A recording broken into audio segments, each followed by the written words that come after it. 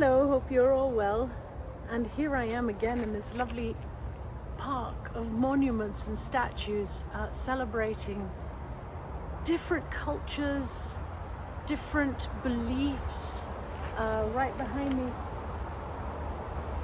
is a depiction of a family, and so beautiful. And I thought, well, why not? The boy comes everywhere with me these days. And I thought, well, maybe I should read a little more, even if there's cars driving behind me in the background, planes flying above me. I'm flat on my back. Sorry, this is chapter 7. I'm flat on my back at my... Let's try again. Do you find that sometimes you start reading and you sort of hiccup and... Well, here we go again. I'm flat on my back in my bed in the palace, and I don't remember how I got here. What I do remember first was that there hadn't been a birthday ceremony. I sit up, thrilled. Does that mean I'm not That's when my second thought comes crashing in. All I see are snakes. Snakes, then a leaping tribex. Snakes and death paroxysms. Snakes and bodies.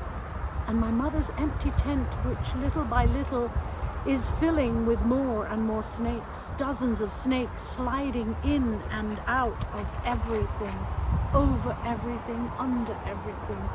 The sounds in my head go from screaming to deafening silence, over and over and over. I want to be alone, yet I don't. I want some company, but I don't want to talk to anyone. I'm hungry, but I don't want to eat. The ache in my stomach is growing into a giant monster, and it seems to be swallowing me up from the inside. A memory of Ahmed, my brother, swims into my mind.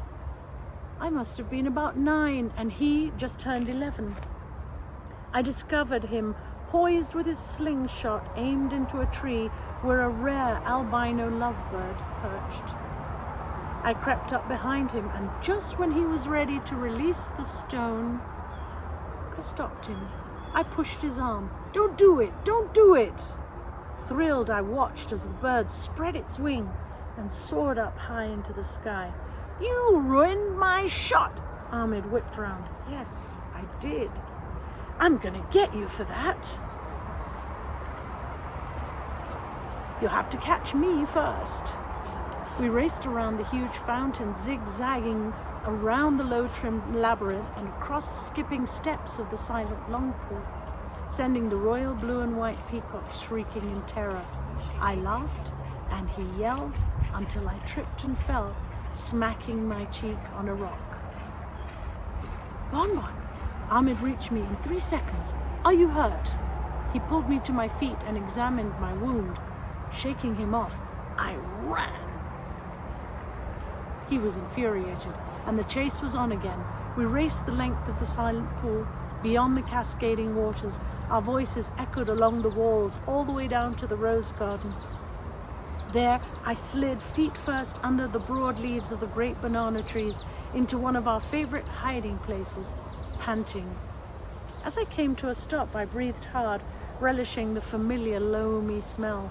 The deep shade of the heavy leaves kept our green cave in cool shadows. Breathless, Ahmed crawled in a few seconds later and threw himself down, wheezing harder than me. We had an unwritten truce whenever we reached the banana hollow. "You should apologize for ruining my shot," he gasped. "I can't. I don't want you to kill birds." "I don't want you to kill birdies," Ahmed mocked. "You're such a sissy." "I'm not." "R2." "I'm not." "What's a sissy?" Ahmed did the eye thing. "A girl?" "I'm not a girl. I'm a boy. And I like birds."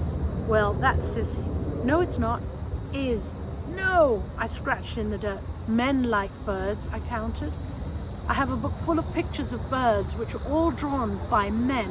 They're called A sissy and a teacher's pet," he said, and poked my side. "I'm not." Then an idea came to me. I have a new joke. So there you are. That's a couple of pages of chapter 7 here in the middle of this beautiful monument park. celebrating family and siblings. So I thought I'd read about brothers. Alright, my darlings, I'll talk to you soon.